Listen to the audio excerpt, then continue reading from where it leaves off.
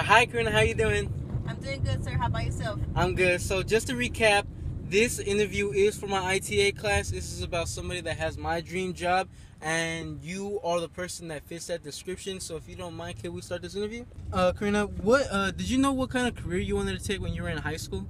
When I was in high school, I had no idea what I wanted to do. All I knew was I wanted to cross the stage at one point, and my goal was to cross the stage with all my peers. Karina, how long did it take you to realize what kind of job you wanted to have? Well, it took me about 2 to 3 years. Right after high school, I attended a vocational school for medical assistant. And once I completed that, I worked in the medical field for a couple years. And after being in the medical field, I realized I really enjoyed it. And I actually wanted to do more. There was only so much I did as a medical assistant. So I want to go more in depth in the medical field so I can help people at a different level. In your current career? Well, I actually attended a vocational school locally. Actually a vocational school in Concord. And the program I attended was 18 months long. And those 18 months were really hard. And I had to juggle between working full-time and attending school full-time. But overall, all that hard work and stress and sleepless nights have paid off. Would you say that it's worth it? It definitely is. And nothing comes easy. Nothing is handed to you. You have to put in your hard effort for it to be rewarding. So, what kind of career do you have? Well, I'm currently a licensed vocational nurse, and my current job right now is at a detox facility. I work with individuals that are detoxing from substance abuse. What are your daily routines at the facility? Well, I primarily monitor our clients that come in that are experiencing withdrawal symptoms. Initially, when they are admitted to the detox facility, most of the time they're intoxicated. So they're not experiencing any withdrawal symptoms. And some of the withdrawal symptoms can range from tremors, which is continuous shaking of the body. Another symptom is profuse sweating. Other symptoms are hallucinations, as seeing stuff, hearing stuff. And we pretty much medicate them once they come in to minimize the withdrawal symptoms they are experiencing. Many of them feel like they're going to die, but it's not as crucial when they are withdrawing from opiates. However, individuals that are withdrawing from alcohol, that is more severe because they're more prone to having seizures, and it's more medically dangerous. And where do you find these intoxicated people at? Well, actually, the company in which I work for has been in business for years. They actually provide rehabilitation for individuals. The facility in which I'm working currently now, it's a new oncoming branch of that house. So most of the individuals we currently are assisting through their withdrawal process, detox process, many of them have already they are previous clients of the company. And we also have other services within Marin County, and apparently we're well known throughout Marin County, and we have recruiters as well.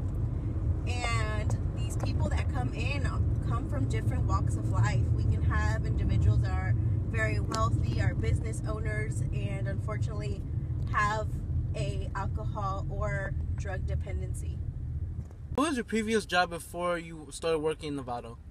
Well, my previous job actually was at Santa Rita Jail. I worked with the Alameda County Sheriff Department, and Santa Rita Jail is actually located in Dublin. It's about a 45-minute drive from here. I really liked working at the jail. Actually, it was unexpected. I came every day to work, and with kind of like an adrenaline. It was always like an adrenaline rush walking in there because I just never knew what to expect. And I cared for so many inmates, and it ranged from individuals that were highly dangerous to society, people that did minor crimes, females, males, all kinds of people from all walks of life. How did you get that job? I was actually referred by one of the nurses that was working at the jail at the time, and we met at a school site. I am actually also a school nurse, and she was working as a school nurse at the time as well. And I went to interview thinking I wasn't going to get the job, but thankfully I did.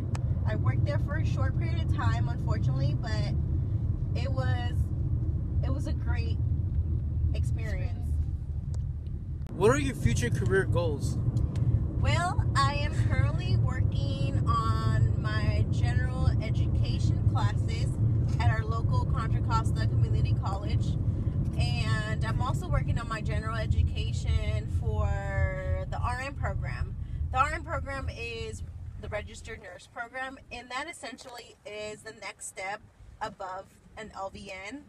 Once I complete that, which will be in a few years or so, I am actually also working in my required classes to transfer to East Bay in order to also obtain my bachelor's and potentially my master's. My ultimate goal is to become a nurse practitioner. If you don't mind, can you please explain what an LVN and RN is? What are the differences?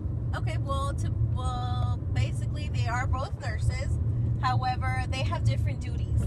Their main concern is to treat the patient, but as an LVN, we are limited. Our scope of practice is limited. We mostly do medication administration, we do injections, we can do also blood draws, but we cannot diagnose an individual and we cannot push IV medication.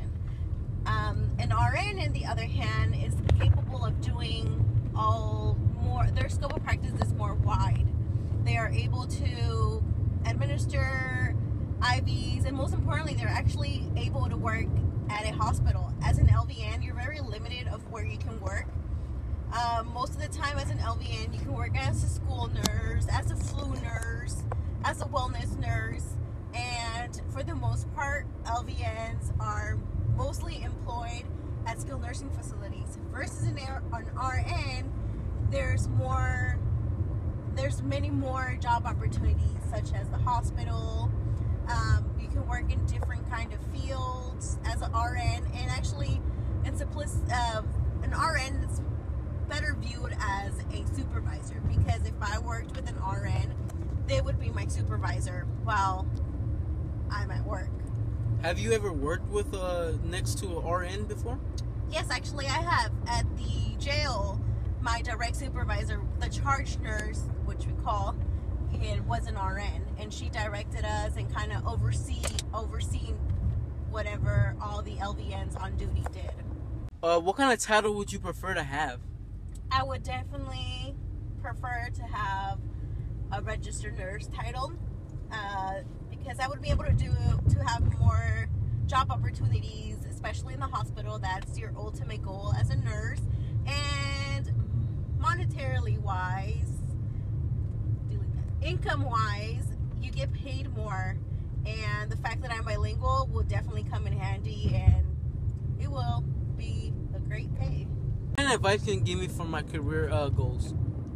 Well, I would definitely advise you to, if you're interested in a particular field, to do internships, to volunteer, and kind of get a feel for what that person does at that specific job position, and that can definitely help you decide whether or not you want to really do that.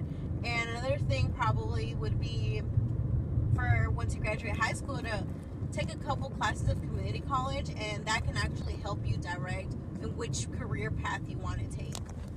Just to end off this interview, Karina, can you tell me a story of the job that you have?